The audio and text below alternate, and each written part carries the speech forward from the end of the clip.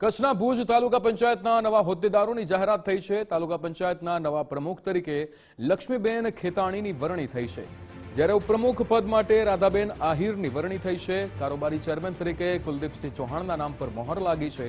શાસક પક્ષના નેતા તરીકે ભરત રાઠોડની પસંદગી કરવામાં આવી છે। પક્ષના દંડક તરીકે મોંઘીબેન રબારીની વિધિવત વરણી કરવામાં આવી છે। ભુજ તાલુકા પંચાયતના નવા હોદ્દેદારોની જાહેરાત કરવામાં આવી છે।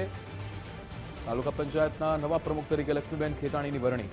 કૌશિક છાયા આપણી સાથે ફોન લાઈન પર જોડાઈ ગયા છે। કૌશિક, કચ્છના ભુજ તાલુકાના પંચાયતના નવા હોદ્દેદારોની જાહેરાત થઈ છે, શું વિગતો?